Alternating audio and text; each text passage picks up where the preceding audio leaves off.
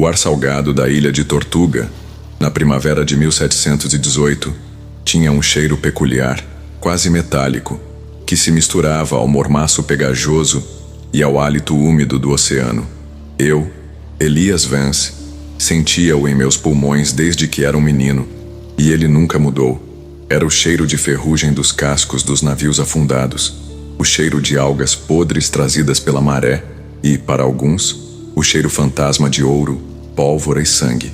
A luz do sol, que em qualquer outro lugar pintava o mundo de dourado, aqui refletia no oceano de um azul tão profundo que parecia engolir a própria luz, deixando à superfície um espelho negro e enigmático.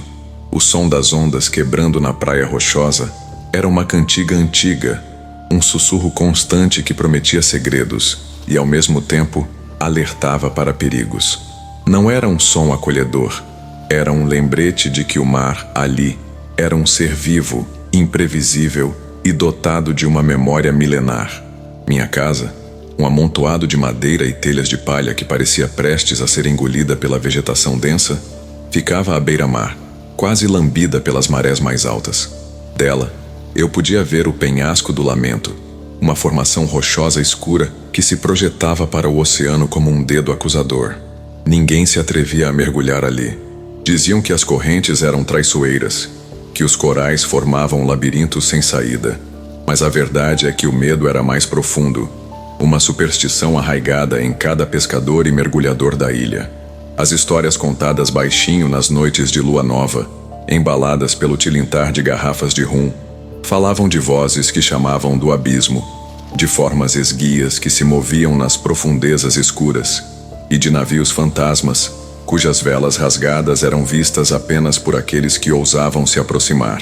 Para mim, no entanto, o penhasco do Lamento não era apenas um lugar de lendas, era um enigma pessoal, uma lacuna na minha própria história que me assombrava desde que me entendi por gente.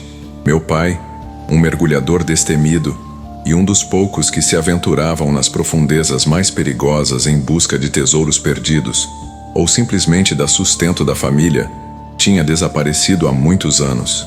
Não foi uma tempestade que o levou, nem um ataque pirata. Ele simplesmente não voltou de uma de suas expedições. A última vez que o vi, ele estava de pé na proa do seu pequeno bote de pesca, as mãos calejadas segurando o leme, os olhos fixos no penhasco do Lamento, como se estivesse desafiando-o. Eu era apenas um garoto na época, e a imagem dele se afastando na névoa da manhã se gravou em minha mente com uma clareza dolorosa. Lembro-me daquele dia como se fosse ontem. O cheiro de peixe e sal, o rangido da madeira do bote, e a pergunta que eu não tive coragem de fazer. Por que você sempre olha para lá, pai? A resposta nunca veio. Desde então, o penhasco do Lamento se tornou um ponto de obsessão silenciosa. Passei anos estudando as marés, as correntes, os mapas antigos que encontrava nos mercados de Port Royal, na esperança de que algum deles contivesse uma pista, um sinal do que meu pai poderia ter descoberto ou do que o teria levado. As histórias de navios piratas afundados nas proximidades do penhasco eram abundantes, mas sempre vagas, cheias de detalhes fantásticos sobre tesouros amaldiçoados e sereias vingativas. O que me intrigava, no entanto, era a persistência da lenda do pirata Roberts. Não o famoso Bartholomew Black Bart Roberts, mas um Roberts mais antigo, quase mítico, que teria sido um dos primeiros a usar Tortuga como base. A lenda dizia que ele havia sido salvo de um naufrágio próximo ao penhasco por algo, ou alguém, que vinha das profundezas. Era uma lenda absurda para a maioria. Um conto de marinheiro para assustar as crianças, mas para mim, que crescera com o vazio da ausência do meu pai, essa história tinha um eco estranho, uma ressonância que me impelia a buscar a verdade. Eu observava os mergulhadores mais velhos, seus corpos envelhecidos pelas décadas de trabalho pesado e exposição ao sol, seus olhos cheios de histórias não contadas. Eles se esquivavam quando eu perguntava sobre o penhasco do Lamento, seus rostos se fechando em uma expressão de desconforto. É um lugar perigoso, Elias, eles diziam, a voz embargada. Melhor deixar o que está lá embaixo em paz. Mas eu não conseguia. A curiosidade era um fogo em meu peito, uma chama que me empurrava para o desconhecido. O que o mar escondia de fato naquele lugar amaldiçoado? Por que a lenda de Roberts era tão persistente? E por que todos evitavam falar sobre ela com tanto fervor? Havia algo mais do que se via na superfície escura daquelas águas. Algo que me chamava. E eu sabia que, mais cedo ou mais tarde, teria que responder a esse chamado. A verdade sobre o meu pai, eu sentia, estava ligada à verdade sobre o penhasco do lamento e, talvez, à lenda do salvamento do pirata Roberts. O oceano guardava seus segredos com unhas e dentes, e eu estava determinado a arrancá-los dele. Minha avó, Elara, era a guardiã das memórias em nossa família, uma mulher pequena e encurvada pelo tempo, mas com olhos que ainda brilhavam com a força das marés. Ela raramente falava sobre meu pai, uma dor antiga que a consumia em silêncio, mas sobre o penhasco do lamento e as lendas que o cercavam, ela tinha um conhecimento assustador. Nas noites de tempestade, quando o vento uivava como um espírito atormentado e a chuva chicoteava as paredes de madeira, ela sentava-se perto da lareira, os dedos nodosos entrelaçados, e contava histórias. Não eram as histórias heróicas de piratas e tesouros que os outros contavam, mas sim contos de pactos, sacrifícios e a misteriosa relação que nossa linhagem mantinha com o mar. Ela dizia que éramos filhos da espuma, nascidos da união de um ancestral distante com uma criatura das profundezas, uma guardiã do mar, como ela a chamava. Eu, claro, achava que eram apenas contos de velhos, mas a forma como ela falava, a seriedade em seus olhos, sempre me deixava um calafrio na espinha. Seu pai tinha os mesmos olhos que você, Elias, ela murmurava, sua voz rouca como o barulho da areia arrastada pelas ondas, sempre olhando para o horizonte, sempre buscando algo que só ele via. Ele sentia o chamado do abismo, assim como eu sinto, e assim como você sentirá um dia. Eu me lembro de um dia em que eu era criança, quando a questionei sobre o sumiço do meu pai. Vovó, por que o papai foi para o penhasco do lamento? Ele sabia que era perigoso. Ela suspirou, um som pesado que parecia carregar o peso de séculos. Ele estava procurando respostas, meu caro. Respostas que a família busca há gerações. A lenda de Roberts não é apenas uma lenda. Há uma verdade escondida nela. Uma verdade que seu pai estava muito perto de descobrir. Ela nunca elaborou. E eu nunca insisti. Sabia que era inútil. Elara tinha seus próprios segredos, e o tempo me ensinou a respeitá-los. Minha única companhia de verdade era um velho lobo do mar chamado Samuel, ou Sam para os íntimos. Ele era um homem robusto, com uma barba grisalha que parecia feita de espuma do mar e olhos azuis que refletiam a imensidão do oceano.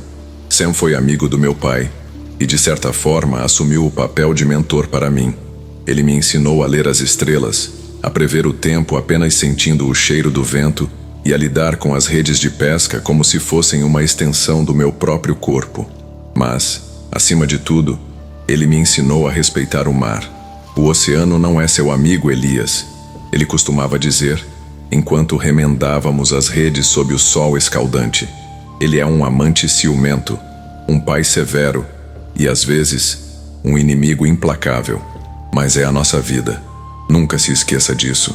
Um dia, enquanto eu tentava consertar um velho motor de popa que insistia em falhar, a frustração me fez desabafar com Sam sobre o penhasco do lamento.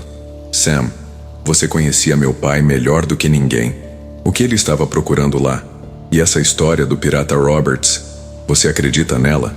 Sam parou o que estava fazendo, seus olhos fixos no horizonte.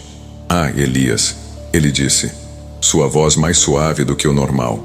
O seu pai era um homem de fé, e não estou falando da fé em Deus. Ele tinha fé no que o mar podia revelar. A lenda de Roberts é uma história que poucos conhecem de verdade. Roberts não foi apenas salvo, ele foi ajudado.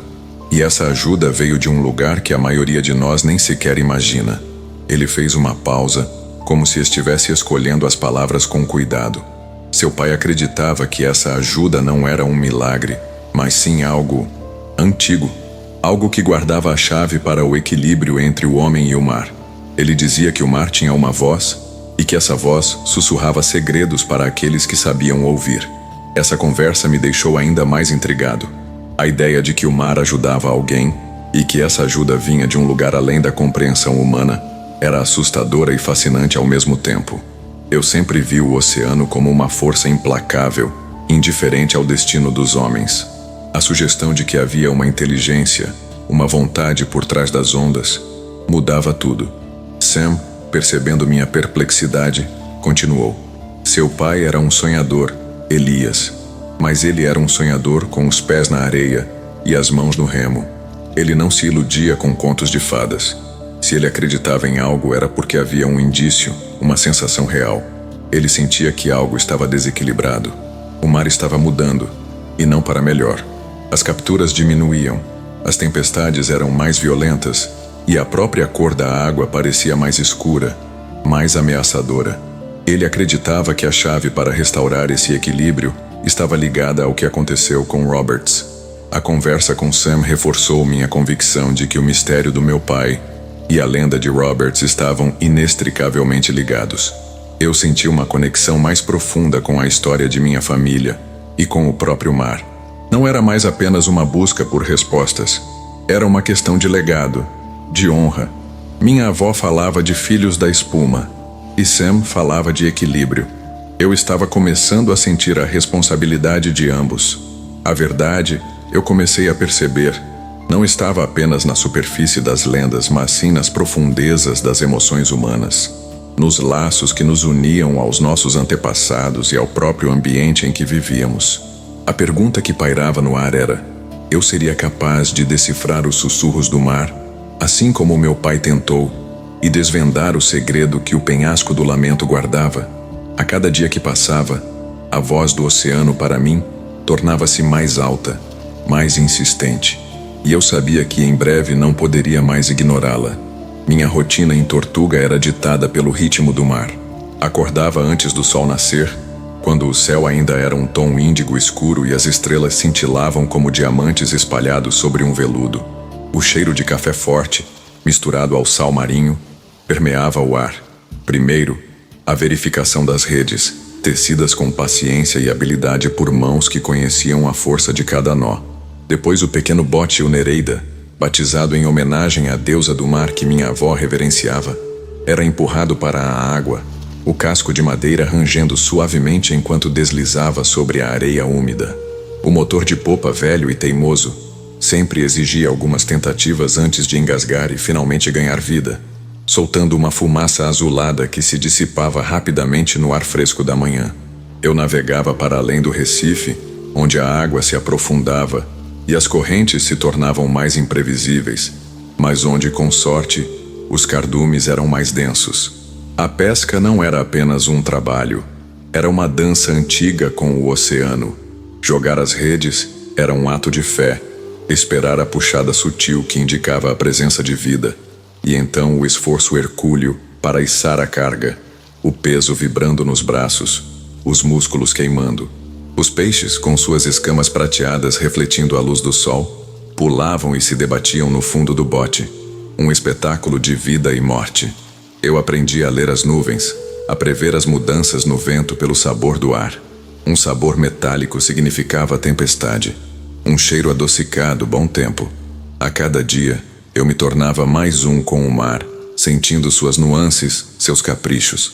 A vida dos pescadores em Tortuga era uma mistura de solidariedade e rivalidade. Compartilhávamos histórias de boas e más pescarias, trocávamos conselhos sobre os melhores pontos de pesca e nos ajudávamos quando um barco precisava de reparos. No entanto, havia uma tensão subjacente, especialmente quando as capturas diminuíam. O mar, que sempre foi um provedor generoso, estava se tornando mais avarento. Os cardumes de peixes pareciam mais escassos, as lagostas mais difíceis de encontrar. Começaram a surgir desavenças sobre territórios de pesca, pequenas discussões que rapidamente se transformavam em brigas acaloradas no cais. Havia um pescador em particular, um homem chamado Ramiro, conhecido por sua ambição e por desrespeitar as antigas tradições. Ele usava redes de arrasto, proibidas pelas regras não escritas da comunidade, que devastavam o fundo do mar e não deixavam nada para os outros. Eu me lembro de uma tarde, o sol já se pondo, quando vi o barco de Ramiro voltando para o porto, as redes abarrotadas de peixes, muitos deles pequenos demais para serem vendidos. Eu me aproximei dele no cais, A voz tensa. Ramiro, você não pode continuar fazendo isso.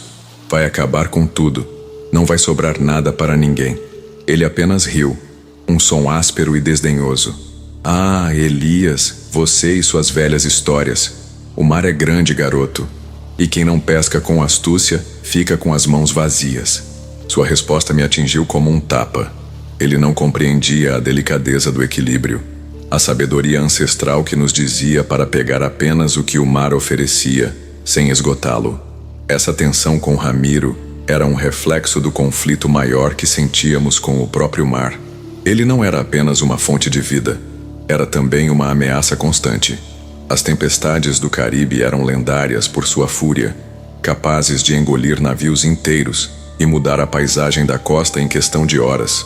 Eu já tinha visto barcos serem lançados contra os recifes como brinquedos, famílias inteiras perderem tudo o que tinham em uma única noite. O respeito que tínhamos pelo mar era uma mistura de reverência e medo. As histórias de afogamentos, de embarcações que nunca mais retornaram, eram contadas como advertências, para nos lembrar da nossa insignificância diante da sua imensidão. Lembro-me de uma noite em particular, quando uma tempestade inesperada nos pegou de surpresa. Eu estava longe da costa, minhas redes cheias, e de repente o céu escureceu. O vento começou a uivar e as ondas se levantaram como montanhas furiosas. O Nereida era pequeno, e cada onda me jogava de um lado para o outro. Eu me agarrava ao leme, a chuva chicoteando meu rosto, o sal ardendo em meus olhos. Em meio ao caos, eu senti uma presença, um chamado. Não era o som do vento ou das ondas, mas algo mais profundo, algo que parecia vir das próprias entranhas do oceano. Uma voz, como a que minha avó e Sam mencionavam, mas diferente. Não era um sussurro, mas um rugido abafado, uma lamentação. Naquele momento de desespero, eu me lembrei das palavras de Sam. O mar tem uma voz e sussurra segredos para aqueles que sabem ouvir. Eu tentei me concentrar desesperadamente para entender o que aquela voz estava tentando me dizer, para decifrar a mensagem que o oceano me enviava em meio à sua fúria. A sensação de estar à beira da aniquilação, mas ao mesmo tempo conectado a algo tão imenso e misterioso, foi avassaladora. O mar era a minha vida, mas naquele momento, ele era também a minha maior provação. Eu sobrevivi àquela tempestade por um triz, e a experiência me deixou marcado, mais consciente do poder bruto do oceano, mas também mais determinado a decifrar seus mistérios. O conflito com Ramiro era um problema mundano, mas o conflito com o próprio mar era uma batalha existencial, e eu estava preparado para lutar por ela, custasse o que custasse. Foi durante uma daquelas manhãs mornas e preguiçosas do final de outubro, quando o sol já se insinuava no horizonte com tons de pêssego e lavanda, que o mundo em Tortuga virou de cabeça para baixo. Eu estava no cais, ajustando o motor do Nereida, quando o grito veio. Um grito agudo, desesperado, que reverberou por todo o porto e fez com que todos os pescadores e comerciantes parassem o que estavam fazendo. Era a voz de uma mulher, e o som continha uma angústia tão profunda que me fez congelar. Virei-me a tempo de ver a velha Elara, a esposa do pescador Tomás, correndo pela praia, os cabelos brancos soltos pelo vento, os braços agitados em desespero. Tomás sumiu.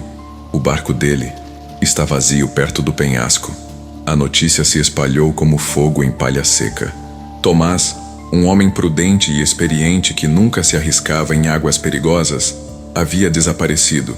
E o pior, seu barco, o Estrela do Mar, foi encontrado à deriva, com as redes ainda armadas, mas sem nenhum sinal dele, a pouca distância do infame penhasco do Lamento.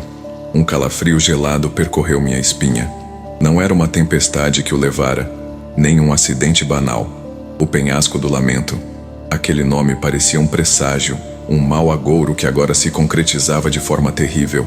A comunidade se mobilizou. Barcos saíram em todas as direções, as vozes chamando o nome de Tomás. Mas a esperança diminuía a cada minuto que passava. Eu estava no meu barco, o Nereida, com Sam ao meu lado, os olhos fixos na linha do horizonte que nos levava em direção ao penhasco. Isso não faz sentido, Elias. Sam murmurou, a voz rouca. Tomás nunca iria para lá, nem mesmo em um dia calmo como este. O silêncio que se seguiu foi pesado, carregado de uma angústia coletiva. Mas no meu peito, algo mais se agitava. Uma convicção. Tomás não tinha ido lá por acaso. Algo o levou. Foi então que o sinal apareceu. Não um grito, nem uma visão, mas uma sensação, um arrepio que percorreu minha espinha, vindo do fundo do mar. Uma vibração. O oceano, que horas antes parecia em paz, começou a murmurar. Eu senti isso em meus ossos, na pele, no ar. Era a mesma sensação que tive durante a tempestade, mais amplificada, mais clara. Não era uma voz em palavras, mas uma comunicação profunda. Uma ressonância que parecia vir das profundezas mais antigas do mundo. De repente, uma pequena garrafa de vidro, rolada e esbranquiçada pela ação das ondas, flutuou e bateu suavemente contra o casco do meu barco. Dentro dela, um pedaço de pergaminho antigo, selado com uma cera estranha, de um tom avermelhado escuro, quase preto. Sam pegou-a, suas mãos trêmulas. O pergaminho se desenrolou, revelando um desenho. Não era um mapa, mas uma série de símbolos estranhamente familiares. E no centro, inconfundível, o esboço do penhasco do lamento, com uma linha pontilhada que mergulhava em suas profundezas. Isso é do seu pai. Sam sussurrou, os olhos arregalados, o ar de sua voz escapando. Eu vi esses símbolos antes nos cadernos dele. Ele estava estudando algo que vinha das profundezas, Elias. Algo que ele acreditava estar ligado à lenda de Roberts. Meu coração deu um salto. Meu pai, a garrafa, a cera escura, os símbolos, tudo isso ressoava com as histórias da minha avó. Aquilo não era um acidente. Era um chamado. Uma mensagem vinda de um lugar que eu não podia ver, mas podia sentir. Tomás não estava perdido. Ele havia sido atraído. E talvez meu pai também. A tensão no ar era palpável. Os outros barcos já estavam retornando, a busca sendo abandonada, os rostos marcados pela tristeza e pela resignação. Não há nada a fazer, Elias. Um pescador gritou de seu barco. O mar o levou. Mas eu sabia que não era verdade. O mar não havia levado Tomás. Ele havia chamado. E a garrafa era a prova. Eu me senti invadido por uma mistura de coragem e culpa. Coragem, porque o sinal me dava uma direção, uma esperança de respostas. Culpa, porque eu sabia que aquela direção nos levaria ao penhasco do lamento, o lugar que todos evitavam, o lugar que provavelmente engoliu meu pai. Olhei para Sam, meus olhos fixos nos dele. Precisamos ir. Não podemos desistir. Meu pai e Tomás, eu sinto que estão conectados a isso. Sam hesitou por um momento, seus olhos varrendo o penhasco imponente. O medo estava ali, mas a lealdade ao meu pai e a mim era mais forte. Ele assentiu, um movimento quase imperceptível. Vamos, Elias. Mas você sabe o que isso significa. Estamos entrando em um território que poucos ousaram pisar. Aquele momento foi um divisor de águas. Não era mais sobre um pescador desaparecido ou uma lenda antiga. Era sobre a verdade. A verdade por trás do sumiço do meu pai. A verdade por trás da lenda de Roberts. E a verdade sobre o equilíbrio precário entre o homem e o mar. O sol já estava alto no céu, mas uma sombra escura parecia pairar sobre o penhasco do lamento. A linha pontilhada no pergaminho do meu pai apontava para as profundezas. Eu apertei o leme, o Nereida balançando suavemente nas ondas. O medo ainda estava lá, um nó em meu estômago, mas a curiosidade e a necessidade de respostas eram mais fortes. Eu sabia que estava prestes a confrontar meus maiores medos, mas também a desvendar os segredos mais profundos do oceano. O chamado havia sido feito, e eu estava pronto para responder. Eu mergulharia onde ninguém mais ousava, para descobrir o que o mar realmente escondia. Aproximar-se do penhasco do lamento no Nereida era como entrar em outro mundo. A água, antes azul clara e convidativa, adquiria um tom verde escuro e profundo, quase preto em alguns pontos, um reflexo do abismo insondável que se abria sob nós. O ar se tornou mais denso, úmido, e um silêncio estranho pairava sobre o local, quebrando apenas pelo som das ondas chocando-se contra as rochas pontiagudas do penhasco. Sam, sentado na proa, examinava o pergaminho do meu pai com uma lupa, os olhos franzidos em concentração. Eu, ao leme, Sentia a tensão em cada músculo do meu corpo. A linha pontilhada no mapa indicava um ponto específico, uma fenda nas rochas subaquáticas, a entrada para algo que parecia desafiar a própria geografia do lugar. Os símbolos, eles parecem indicar uma passagem, Elias. Sam murmurou, sua voz baixa. Mas não é uma passagem comum. Parece estar ligada a marés específicas, a ciclos da lua. Seu pai era obcecado por isso. Ele acreditava que o mar guardava portais, lugares onde o tempo e o espaço se dobrava. A ideia era absurda, mas naquele momento, flutuando sobre as profundezas do penhasco do lamento, parecia estranhamente possível. O Nereida balançava suavemente, e eu me preparei para um mergulho. O equipamento era básico: máscara, nadadeiras, um tanque de ar e o velho arpão do meu pai que eu sempre levava comigo por superstição. O peso da ausência de Tomás e a busca pelo meu pai pesavam sobre mim. O mergulho inicial foi frio e escuro. A visibilidade diminuía a cada metro que eu descia, e o sol se tornava uma mancha distante acima de mim. Os corais, que em outros lugares eram vibrantes e cheios de vida, aqui pareciam petrificados, formas retorcidas e escuras que se estendiam para o abismo. As correntes eram fortes e imprevisíveis, puxando-me em direções diferentes, exigindo um esforço constante para manter o rumo. Eu me guiava pelos símbolos do pergaminho, por uma intuição que parecia vir do mais profundo do meu ser, uma voz silenciosa que me empurrava para frente. A fenda que o mapa indicava era mais uma caverna subaquática, uma boca escura que parecia me convidar para seu interior. Ao entrar na caverna, o som do meu próprio ar se tornou a única coisa que eu podia ouvir. A água estava gelada e uma névoa estranha, bioluminescente, pairava no ar, como se pequenas estrelas cadentes estivessem flutuando ao meu redor. A luz era tênue, o suficiente para revelar as paredes da caverna, que eram incrivelmente lisas, como se tivessem sido esculpidas por alguma força desconhecida, não pela erosão natural. E então, eu vi. Não um navio naufragado, nem um tesouro de ouro, mas algo muito mais extraordinário. No centro da caverna, um altar.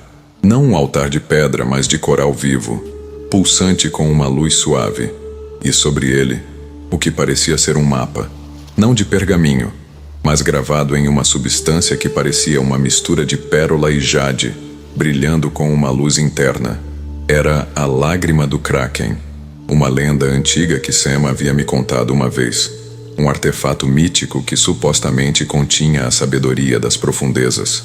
Ao lado do mapa de coral, havia uma mensagem, gravada diretamente na rocha da caverna, em símbolos que eu agora reconhecia como sendo do meu pai. O equilíbrio está quebrado. A guardiã espera. Foi então que a figura surgiu das sombras da caverna. Não uma criatura marinha comum, mas algo que desafiava a descrição. Era uma forma esguia, com pele que parecia feita de água e algas, e olhos que brilhavam com uma sabedoria milenar. Minha avó falava da guardiã do mar, e Sam falava de ajuda que veio de um lugar que a maioria de nós nem sequer imagina. Era ela. Meu coração batia forte em meu peito, mas não era medo, era reverência. Ela estendeu uma mão em minha direção e eu não hesitei. Ao tocar sua pele fria e suave, a caverna se encheu de luz, e uma torrente de imagens e sensações invadiu minha mente. Eu vi o passado. Vi o pirata Roberts não como um vilão, mas como um homem desesperado preso nos recifes, seu navio se partindo. E então eu vi a guardiã, salvando-o, não por bondade, mas por um propósito. Ela revelou a ele a lágrima do Kraken, e Roberts prometeu protegê-la, usá-la para restaurar o equilíbrio do mar. Mas Roberts, um homem, falhou. A ambição e a ganância de outros piratas o levaram a esconder a lágrima, temendo que ela caísse em mãos erradas, esquecendo-se de sua promessa de usar o conhecimento que ela oferecia para o bem do oceano. Eu vi meu pai, anos depois, chegando à mesma caverna, encontrando os mesmos símbolos que eu tinha em meu pergaminho, buscando a lágrima, tentando completar a missão de Roberts. Mas ele também falhou, levado por uma força que o mar já não conseguia controlar. A guardiã, através daquela comunicação silenciosa, me mostrou a verdade. O mar estava doente, e a doença não vinha de dentro, mas da superfície, da ganância e do descaso dos homens. Ramiro e suas redes de arrasto eram apenas um sintoma. A lágrima do Kraken não era um tesouro a ser guardado, mas um mapa, um guia para a cura. Ela me mostrou os pontos de desequilíbrio, os locais onde a vida marinha estava morrendo, onde o próprio oceano estava se esgotando. E então, ela me mostrou Tomás. Ele não havia sido levado, ele havia sido chamado. Ele havia encontrado a caverna e a guardiã o havia mostrado a mesma visão. Tomás estava vivo, mas estava preso, como meu pai, em um limbo, em uma dimensão que só se revelava a quem ela permitia. O chamado para a jornada não era apenas para encontrar a lágrima, mas para entender seu propósito, para restaurar o equilíbrio que havia sido quebrado e para libertar Tomás e, talvez, até meu pai.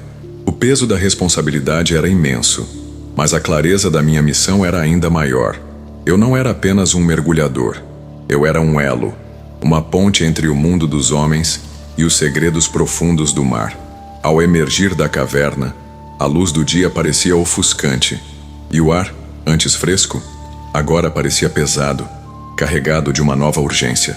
Sam estava na proa do Nereida, o rosto pálido de preocupação. Ele viu a lágrima do Kraken em minhas mãos, brilhando com sua luz interior, e seus olhos se arregalaram. Elias, o que você encontrou lá embaixo? Minha voz, ao contar tudo o que vi e senti, saiu rouca, quase um sussurro, mas as palavras ecoaram no silêncio do mar. A guardiã, a história de Roberts, a missão da lágrima e a verdade sobre Tomás e meu pai. Sam ouviu cada palavra, seu rosto passando do choque à compreensão e finalmente à determinação. Então, não temos tempo a perder. A guardiã nos mostrou o caminho. Precisamos agir. Nossa primeira parada foi na casa de Elara, a avó de Tomás. Ela estava sentada na varanda, os olhos inchados de tanto chorar, mas quando a lágrima do Kraken se revelou em minhas mãos, seus olhos se iluminaram com uma esperança que eu nunca tinha visto. Contei a ela o que sabia sobre Tomás, e embora a tristeza ainda estivesse lá, uma nova força surgiu em seu olhar. Eu sabia, ela disse, sua voz firme. Eu sabia que o mar não o levaria sem um propósito. Ela nos deu o apoio moral e a convicção de que estávamos no caminho certo. O desafio agora era Ramiro. A lágrima do Kraken revelara pontos específicos no oceano. Nós de energia onde o desequilíbrio era mais crítico, onde as redes de arrasto de Ramiro causavam os maiores danos. O confronto era inevitável. Navegamos em direção à área de pesca mais usada por Ramiro. Uma baía que antes fervilhava de vida, mas que agora parecia um deserto subaquático. O barco dele, o Vingador, já estava lá, suas redes sendo puxadas para fora da água cheias de tudo, menos o que deveria estar ali, apenas pequenos peixes sem valor comercial, pedaços de coral quebrados e algas mortas. Aproximei o Nereida, o motor rugindo. Ramiro, ao me ver, soltou uma risada debochada.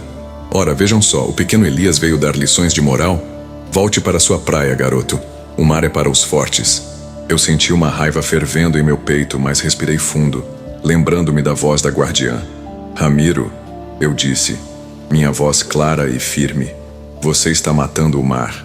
Não há futuro para nós se continuar assim. Ele zombou, e um de seus tripulantes tentou nos empurrar para longe com uma vara. Foi então que eu tomei uma decisão ousada. Peguei a lágrima do Kraken e a levantei, para que todos pudessem vê-la. A luz que emanava dela era suave, mas poderosa, e a expressão de desdém no rosto de Ramiro se transformou em surpresa e depois em um medo palpável. Ele conhecia a lenda. Todos em Tortuga conheciam a lenda, embora poucos acreditassem nela de verdade. Enquanto a lágrima brilhava, eu sentia a voz da guardiã ecoar em minha mente, não em palavras, mas em uma sensação de profunda tristeza e urgência. Eu comecei a falar, não com minha própria voz, mas com a voz de todos os pescadores que perderam seus meios de vida, com a voz do próprio oceano. Eu descrevi a doença do mar, os lugares onde a vida estava desaparecendo, as consequências devastadoras das ações de Ramiro. Um silêncio pesado caiu sobre os dois barcos. Os homens de Ramiro, antes tão insolentes, pareciam inquietos, seus olhos fixos na lágrima e depois em seu capitão. Ramiro, por um momento, parecia paralisado. Ele podia ver a verdade na luz da lágrima, sentir o peso daquelas palavras que não eram apenas minhas. Em um acesso de fúria e desespero, ele tentou agarrar a lágrima, acreditando que era um tesouro, que a sua posse lhe daria poder. Mas eu me esquivei, e a lágrima, em um pulso de luz intensa, projetou uma imagem no ar sobre as águas. A visão de um oceano moribundo, de um futuro sombrio onde não haveria mais peixes, nem vida, apenas desolação. A imagem foi tão vívida e assustadora que fez Ramiro cambalear para trás. Ele olhou para a imagem, depois para a lágrima em minhas mãos, e seus olhos se encheram de um desespero que não era raiva, mas remorso. Ele percebeu, naquele instante, o horror do que estava fazendo. Era a redenção que a guardiã esperava. Ele se ajoelhou no convés de seu barco, as mãos cobrindo o rosto. Eu não sabia o que estava fazendo. Ele murmurou, a voz quebrada. Eu estava cego. Aquele foi o clímax. Não uma batalha com espadas, mas um confronto de ideologias de ganância contra a verdade. Ramiro, que antes era o vilão, agora era um homem quebrado, confrontado com a magnitude de seus erros. A lágrima havia cumprido seu propósito, revelando a verdade e despertando a consciência. Eu senti uma onda de alívio, e a luz da lágrima diminuiu, como se sua missão ali estivesse cumprida. O mar, naquele momento, parecia respirar mais aliviado. A redenção de Ramiro não era apenas para ele, mas para toda a comunidade. Era o primeiro passo para restaurar o equilíbrio, para curar o oceano. A jornada de Elias estava apenas começando, mas a maior barreira, a ganância cega dos homens, havia sido quebrada. O impacto da revelação da lágrima do Kraken e da subsequente redenção de Ramiro em Tortuga foi profundo e duradouro. A notícia se espalhou como ondas, alcançando cada cabana, cada barco e cada coração na ilha. Ramiro, antes o pescador mais temido e odiado, tornou-se um dos maiores defensores do equilíbrio marinho. Ele desmantelou suas redes de arrasto e, em vez disso, dedicou-se a ensinar técnicas de pesca sustentável, compartilhando seu vasto conhecimento sobre as correntes e os pontos de pesca, de uma forma que respeitava o ciclo de vida do oceano. Sua transformação foi um testemunho do poder da verdade e da capacidade de mudança do ser humano, mesmo diante da mais profunda teimosia. Eu, Elias, não era mais apenas o filho do mergulhador desaparecido. Eu me tornei o guardião da lágrima, um título que carregava com reverência e responsabilidade. A lágrima do Kraken, com sua luz suave e seus mapas de coral, se tornou o guia de nossa comunidade. Nós a usamos para identificar os pontos mais críticos de desequilíbrio e então, com o esforço de todos, iniciamos um trabalho de recuperação. Plantamos novos corais, limpamos os detritos do fundo do mar e criamos áreas de preservação onde a pesca era estritamente proibida, permitindo que a vida marinha se recuperasse. Os cardumes, antes escassos, começaram a retornar. As águas do penhasco do Lamento, que antes eram escuras e ameaçadoras, começaram a clarear, revelando a beleza escondida de seus recifes. A guardiã do mar, embora nunca mais a tivesse visto fisicamente, estava sempre presente em meus pensamentos. Em cada pulso da lágrima, em cada sussurro do oceano, eu aprendi a ouvir a voz do mar com uma clareza que poucos alcançavam, a sentir suas necessidades e a agir de acordo. Minha avó, Elara, observava tudo com um brilho nos olhos. A satisfação de ver a profecia de sua família se cumprir. Você é o elo, Elias, ela me disse um dia, enquanto observávamos o sol se pôr sobre um mar tranquilo. O elo entre o passado e o futuro, entre o homem e o mar. O mistério de Tomás e de meu pai, no entanto, permaneceu um toque de mistério agridoce. A lágrima do Kraken revelou que eles não estavam mortos, mas em um estado de espera, em uma dimensão que a guardiã havia revelado apenas a eles, para que pudessem testemunhar a mudança. Eu senti a presença deles, uma sensação de orgulho e paz, vinda das profundezas. Eu não os havia resgatado fisicamente, mas havia cumprido a missão deles, e isso me trouxe uma profunda sensação de fechamento. Eles se tornaram parte da lenda, as almas que aguardavam a redenção completa do oceano. E eu sabia que, quando o equilíbrio estivesse plenamente restaurado, eles, de alguma forma, encontrariam o caminho de volta, ou pelo menos, estariam em paz. A história do salvamento do pirata Roberts, antes uma lenda vaga e supersticiosa, ganhou um novo significado. Não era sobre um milagre, mas sobre um pacto quebrado e a longa jornada para restaurá-lo. Roberts, em sua busca desesperada por sobrevivência, havia sido escolhido para ser o primeiro guardião da lágrima, e sua falha em cumprir a promessa levou ao desequilíbrio que a lágrima agora ajudava a corrigir. Seu legado não era de pilhagem, mas de um aviso, uma lição sobre a responsabilidade do homem para com o mar. A lágrima do Kraken, que um dia foi o tesouro escondido de um pirata, tornou-se o farol de esperança para a Tortuga, um símbolo da nossa conexão inabalável com o oceano. O mar nunca mais foi o mesmo para nós. Ele não era apenas um sustento, era um parceiro, um ser vivo que precisava de cuidado e respeito. A vida em Tortuga se transformou, e a comunidade, antes dividida pela escassez e pela desconfiança, uniu-se em um propósito comum: proteger o oceano. O legado de Elias Vance, o guardião da lágrima, se fundiu com a própria lenda de Tortuga, e a cada nascer do sol, as águas azuis profundas do Caribe sussurravam a história da redenção, da esperança e do eterno pacto entre o homem e o mar. Sua opinião é importante para nós. Deixe seus comentários e não esqueça de se inscrever para não perder nenhuma aventura. Mergulhe na emocionante jornada das lendas do mar e descubra os segredos profundos que aguardam por você.